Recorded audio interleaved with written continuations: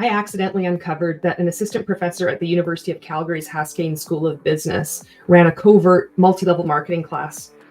And he made his fourth-year students sell Cutco vector marketing knives, and he did it successfully for 10 semesters. And he got away with it.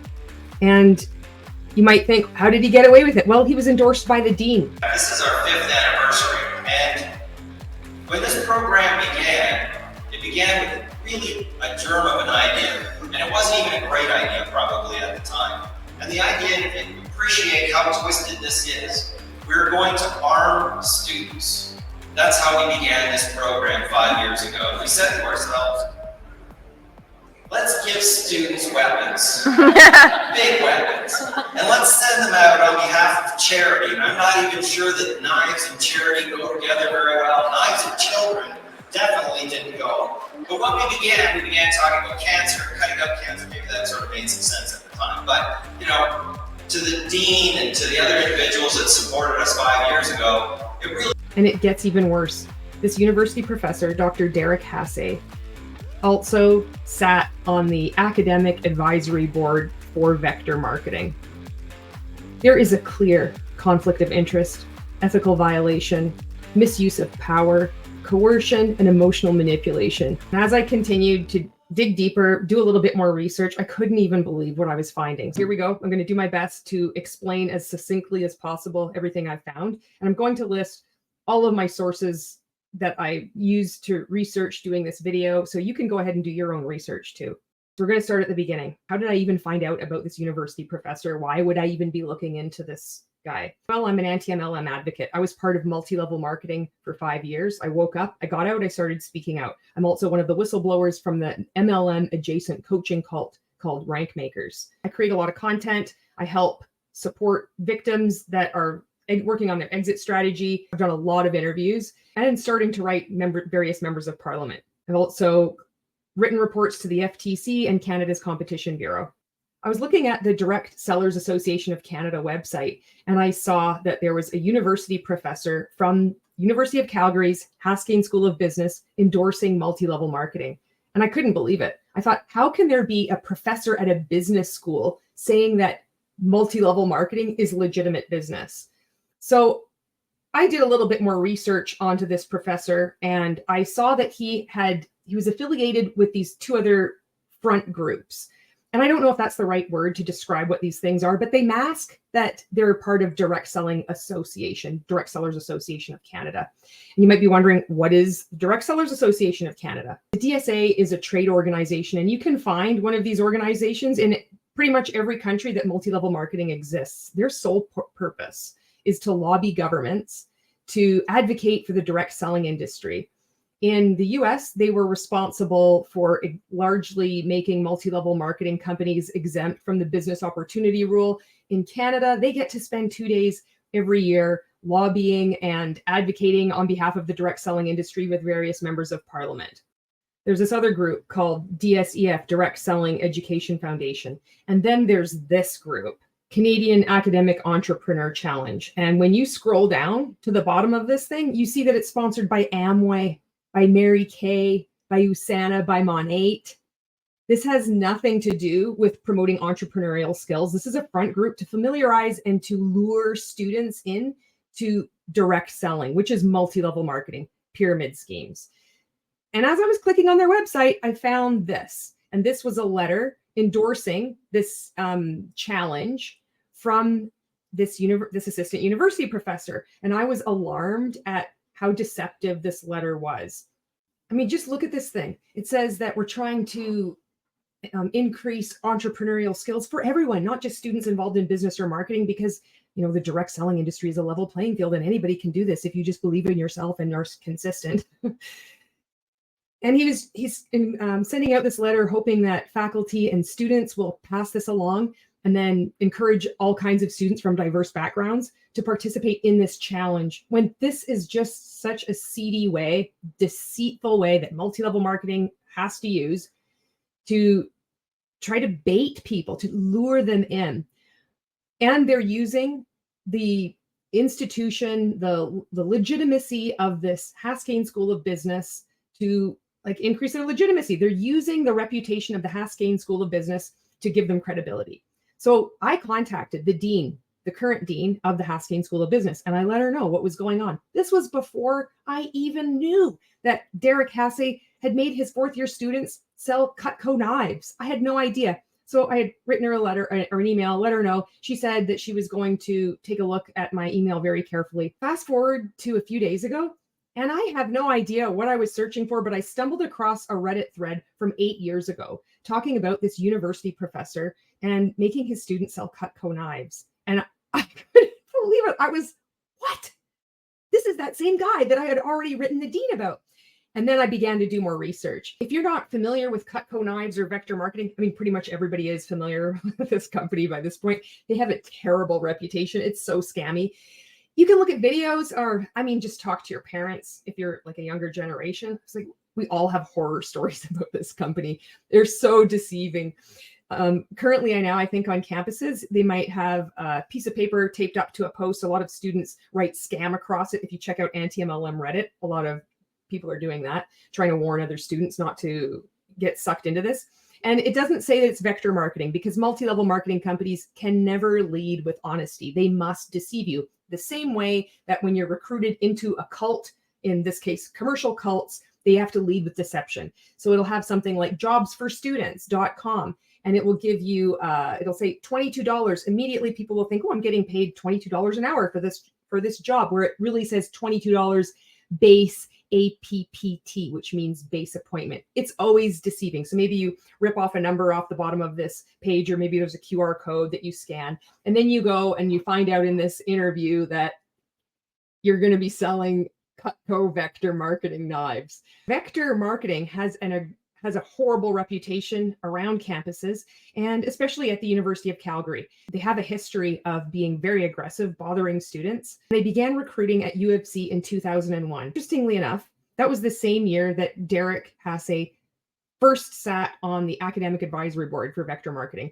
I don't know if he was at the University of Calgary at that time, but I thought that was an interesting coincidence that it happened at the same year. So 4 years later, it's in 2005 now, he starts this program called Selling Smiles 101. And this is the covert multi-level marketing class that he introduces into his fourth year.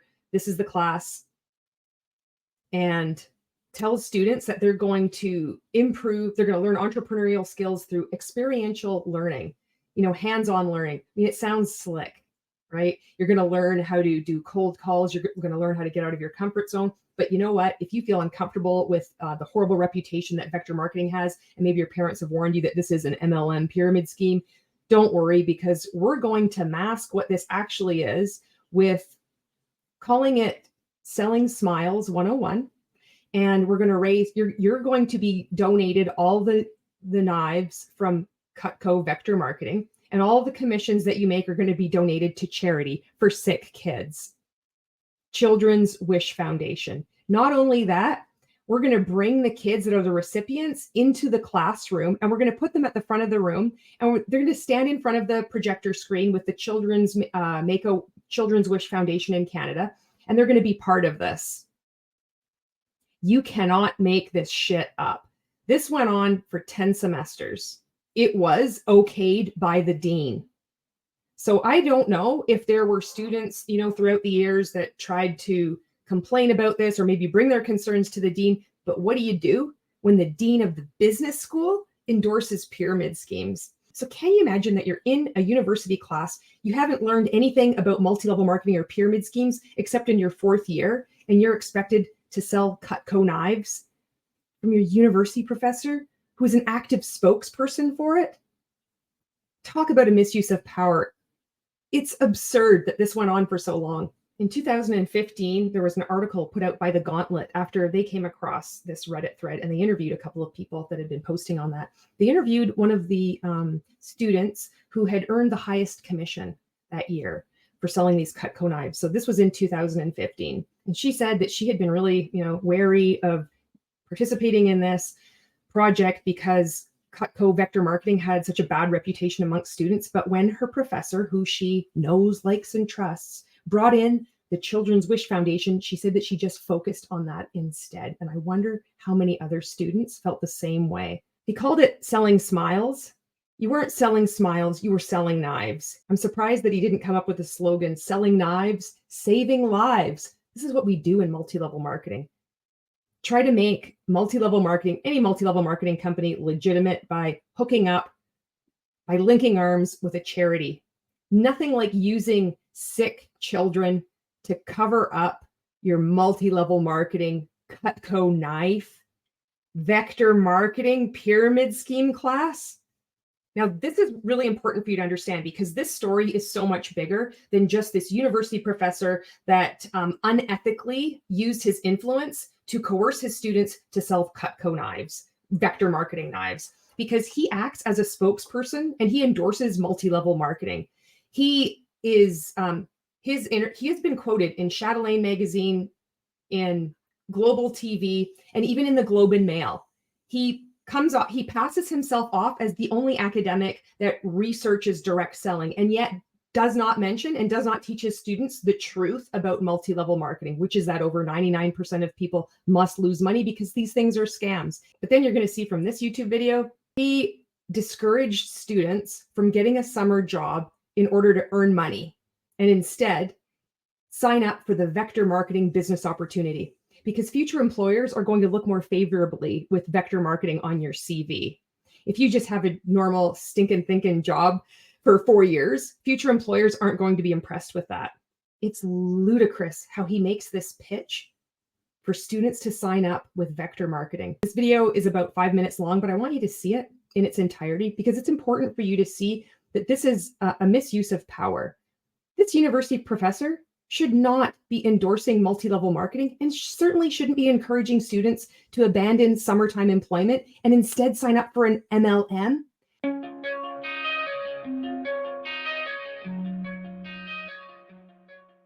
I think, not only even in university, and obviously that's my background, my experience is advising and counseling students at the university level, but I think even out of high school today that students, they tend to have the wrong perspective about what summer employment is all about. I think they tend to think about, it's a great opportunity to, make a bit of money to be able to afford to go back to school, or it's about something else. But in actual fact, if a student is in university, they only have 4 years to differentiate and distinguish themselves from other students. And I think one of the biggest mistakes that they make is that they focus on income as opposed to opportunity. And the summer work experience should be an opportunity for the student to build a CV or build a resume in such a way that it sets them up for the career that they ultimately want to have. So you want to look for employment opportunities where you are addressing your shortcomings. So if you are not very confident, if you're not very outgoing, you want to find a summer employment opportunity that pushes you a little bit, that gets you out of your comfort zone and engages you with other people. So if your soft skills, your people skills are not as strong as they could be, then you want to look for sales types of jobs, whether it's a retail job or whether it's something like, Vector offers with its summer employment opportunities where you actually have to get out and meet people. I think that that's a big mistake that students make, is that they fail to appreciate that building a resume will be the only thing on graduation day that separates you. Everyone will have a similar degree, and probably the 500 to 600 students in your program graduating have the exact same degree and the same piece of paper. It's the other things that really matter most. And obviously, for somebody who's going to employ you, it's your work experience. And so, what have you got? And I think how you position your work experience is very important. For example, one of the things we look for when we're looking at students for our graduate programs is, do they have progressive work experience? So some of our students can actually enter their graduate programs earlier than other students because over the 4 summers or over the time of their university degree, that they've had continuously unique and building experience. They may have been a salesperson, an assistant manager, they might have run an office, they might have done a number of different things like that. And that shows to employers that they can handle more work and handle more responsibility, but that they're aggressive, that they're interested in growing opportunities, that they're willing to seize an opportunity. And it shows that they have been successful in their previous job. It's hard to say that when you worked in the same retail job for 4 years in a row, and that's all that you ever did, that your boss was rewarding you with anything maybe more than a little bit more money. Whereas if you've got progressive work experience, you've shown that you can handle responsibility and you want more responsibility. It makes sense that the future employer is going to look at that very favorably. Obviously it matters that whether you were able to work effectively in a team. Do you have some way to actually be able to relay to your future employer that you've worked in a team setting? Playing team sports is great, but did you actually, function in a corporation or an organization in a team type of setting? Even better, can you show that you led that team, that you have played a role in leading that team? Because most interviews today are about behavioral interviews. Tell me a situation when you overcame adversity. Tell me a time when you did something unique and you contributed in an effective way. How did you make that organization better? And again, if you just collected a paycheck, it's pretty hard to be able to say that you did that. At the same time, working in the summer for 4 months is a great time for you to figure out what you really do like, to be able to try new occupations, new careers, to be able to explore new opportunities that you may have never thought of pursuing. For example, is your primary interest in getting a job, or would you like to own your own business or run your own business? Have you done anything that allows you to gain some experience in that regard? Everything from running your own landscaping company to working in a direct selling company. What have you done that gives you some insight into what it's like to actually own and operate your own business? And I think that, again, students look at solely the work experience. They like to work where their friends work. And there's nothing wrong with wanting to work where your friends work. The question is that going to help you long term? Your friends are probably not going to choose the same career that you do. Wouldn't it be great to make some friends in that same area that you're interested in? And who knows, you meet some people in the summer working with them. They have the same entrepreneurial mindset, and you may go on as a group to start your own company afterwards. So it seems like a lot of pressure that you have to make enough money to go back to school. But at the same time, really what we're talking about is the 40 years that come after this summer that you're going to be preparing yourself for, not the 4 months that you're currently in. So I would advise students to think a little bit more deeply about their work experience. What will their CV look like at the end? Because at the end of your 4-year undergraduate degree, or at the end of, as you're approaching a college or you're approaching a university to apply for, it really is, how are you different from everyone else, rather than how you are identical to everyone else that's going to matter most to your long-term career. So, think wisely, have fun, but at the same time, think about what your future career is going to be like. Now we're going to talk a little bit about vector marketing and Cutco. According to their website, their workforce is 85% student aged. So if you think how long this company has been around, not all these students are vampires, they age. So that means there's like an 85% failure rate, 85% at least churn rate. Kids getting lured in, recruited, realizing, oh no, this is not a job. This is that stupid selling knives thing. And then, and it keeps going. So according to Vector Marketing, I also found on their Vector Marketing site how they're just like other commercial cults, they try to get in front of accusations of what the scam that there are. So check this out. They use the word right away. This is like answering questions for parents. Is this a cult, brainwashing? What company in their right mind needs to put this up on their website? Because they encounter so much criticism. The amount of content out there that is calling vector marketing a scam, filled with testimonials, and then you'll read in various comment sections across social media, people that are clearly brainwashed, just like I was. We say the exact same things. It doesn't matter what company you're in, Mon 8 or Arbonne, Amway, Mary Kay, vector marketing. You don't understand. This is an incredible opportunity. This isn't a multi-level marketing company at all. And for this video, I did try to find out how Cutco knives work. What does the payment structure look like? This is what I found. Because they have their commission, their pay structure, their compensation plan under lock and key. Can't find out any information about this stuff. But I did find out this. You got to read between the lines when they say these kinds of things. So they say that you don't need to recruit, but if it's not a requirement, but if you do, have some referrals, then it's totally up to you. That's sounds to me like you're building a team and you're building a downline and you're getting commissions on this downline. But I think they phrase it in a different way, because when I was scrolling through Facebook, looking at different Cutco representatives' posts, they don't make posts the same way as other multi-level marketing companies do, where they're actively trying to recruit people. This is an incredible business opportunity. They're really focusing on selling these knives. And hey, I've heard it back from a lot of people. They love their Cutco knives. They're awesome. And that's fine. A lot of MLM products can be really great. But I did find reference to people owning an office or running an office and becoming, different titles like manager and district manager. And then I saw, I saw this where there's a commission structure from your downline. So I'm unclear as to how that works. And it's also a red flag when it's so unclear. You can't find any information about it out there, that they gatekeep that. You need to have an interview. You need to speak with a representative. The other thing I wanted to mention about this is under this information for parents, where they're, trying to assuage your fears, is that they have to go through 2 to 3 days of unpaid training. And look at how they rationalize this. No, this is wrong. So now you have somebody, a kid that is looking for work, and they think they show up to this thing, 2 to 3 days of indoctrination. And then at the very end, you don't have to sign up. You don't need to invest money into this incredible knife set, but for a very special deal just for you, you can get in and have a big discount. Instead of spending $497, you can get this incredible knife set for only $99. Nobody held a gun to their head. It's totally legit. Right.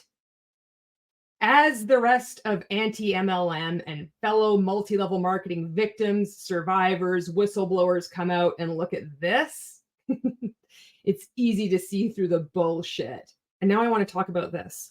Derek Hassay is an assistant professor at the University of Calgary's Business School. And he is saying that he is one of the only academics in North America that studies direct selling. How is it that after studying direct selling, he can be a spokesperson quoted in all these different articles, which are heavily skewed and completely erroneous? He outright lies in this article from Chatelaine magazine. Check this out. He says that MLM's bad rap is unfair. It's just horror stories going on in the US. Nothing like that is happening in Canada at all. I would say this is tone deaf, that this dude is fucking brainwashed. Look at what else that he describes. He is quoted as saying this. In global TV, he's quoted as saying this. In Chatelaine, we've all heard this excuse from various MLM participants. My MLM isn't a pyramid because everything is shaped like a pyramid. Your job is a pyramid. The government is a pyramid. Health organizations are a pyramid. Companies are a pyramid. He says the same thing. I'm just blown away that a professor at a business school believes this and is teaching this and encouraging students to sign up, knowing that 99% of people must lose. Even worse than this is he encourages them to target new moms. He even wrote a book about it, published it on Amazon. I'm 48 years old. I'm Gen X. I didn't learn anything about pyramid schemes or identifying scams when I grew up in school. My parents, they got sucked into Amway for a little bit. They purchased products from Mary Kay and Tupperware and Avon. I never learned anything about these things. And because I didn't know this, I got sucked in when I was in my 40s. I wish that I had learned I had learned just what a pyramid scheme is, what a multi-level marketing company actually is, why 99% of people must lose. These are just scams, that it's really easy to see through the deception. And once you start looking at these red flags of cult behavior, information, thought, emotional control, that is consistent across multi-level marketing, it's found in every multi-level marketing company. It makes it easy to say no, even if a professor is trying to coerce you to sell Cutco knives.